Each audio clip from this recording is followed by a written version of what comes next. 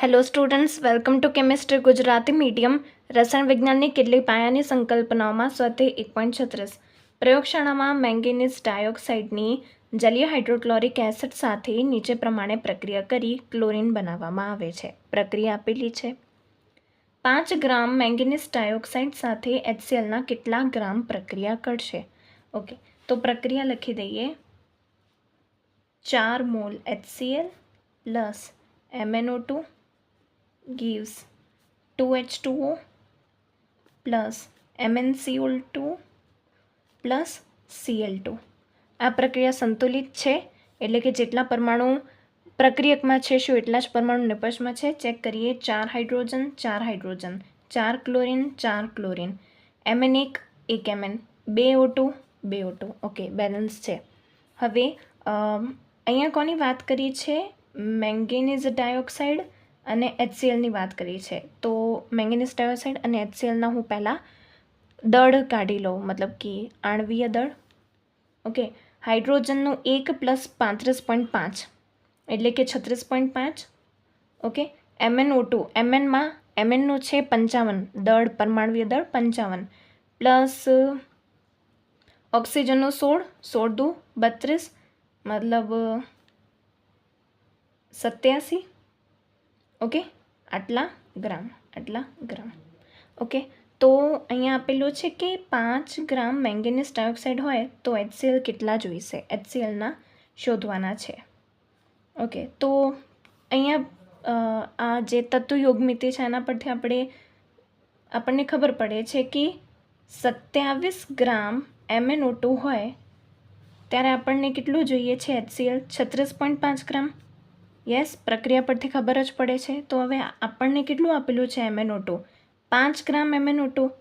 તો એના માટે કેટલું જોઈશે HCl? તો જોઈશે 5 ગુણ્યા 36.5 ભાગ્યા 87. ઓકે, બટ યસ અહીંયા 4 છે. 4 ગુણ્યા 36.5 કેટલો જોઈશે આ આખા માટે? 87 ગ્રામ માટે આખું 4 ગુણ્યા 36.5. તો 4 ગુણ્યા 36.5 તો is equals to 8.39 gram HCl જોઈશે. ઓકે, આ છે આપણો આન્સર. બટ આની બીજી રીત પણ છે. કેવી રીતે? તો પહેલાં તો મેંગેનીઝ ડાયોક્સાઇડ છે એના મોલ શોધી કાઢો. ઓકે, પછી તત્વ યોગમિતિ લગાવીને HClના મોલ શોધી કાઢો અને પછી HClના મોલ આવી જશે તો HClના મોલ પરથી એનું દળ પણ આવી જશે. કેવી રીતે? દેખો, જો ક્વેશ્ચન મતલબ વધારે માર્ક્સનો હોય. બીજી રીત, સૌથી પહેલાં 5 ગ્રામ મેંગેનીઝ ડાયોક્સાઇડ છે તો MnO2ના મોલ ઇઝ ઇક્વલ્સ ટુ આપેલ દળ ભાગ્યા મોલિક્યુલર માસ, આણવીય દળ. આપેલ દળ કેટલું છે? 5 ગ્રામ અને આણવીય દળ MnO2નું કેટલું છે? 87. તો 5 ભાગ્યા 87 કેટલું થાય છે? 0.057 મોલ. MnO2ના મોલ આવી ગયા. હવે તત્વ યોગમિતિથી આપણને શું ખબર પડે છે કે 1 મોલ MnO2થી 4 મોલ HCl જોઈએ છે. 1 મોલ MnO2 માટે 4 મોલ HCl. યસ, તો આપણે કેટલા શોધ્યા MnO2ના?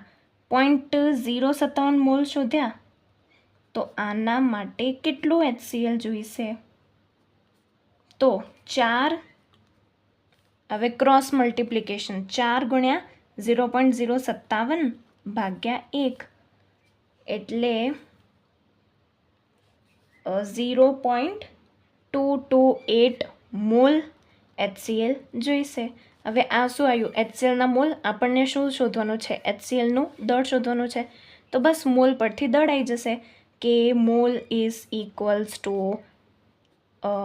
આપેલ દળ ભાગ્યા આણવીય દળ. મોલ આપેલા છે 0.228 ભાગ્યા દળ, એ તો શોધવાનું છે, અને આણવીય દળ HClનું.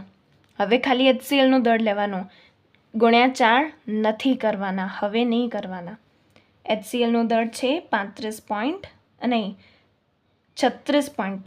કેમ કે હાઇડ્રોજન બી હવે છે. તો W ઇઝ ઇક્વલ્સ ટુ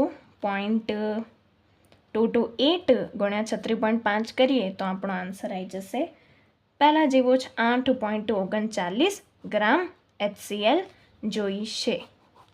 તો આ થઈ બીજી રીત. ઓકે, જો માર્ક્સ વધારે હોય ક્વેશ્ચનનો તો આ રીત કરી લેવાની, થોડીક મોટી લાગે છે, અને નહીં તો આ પણ રીત છે.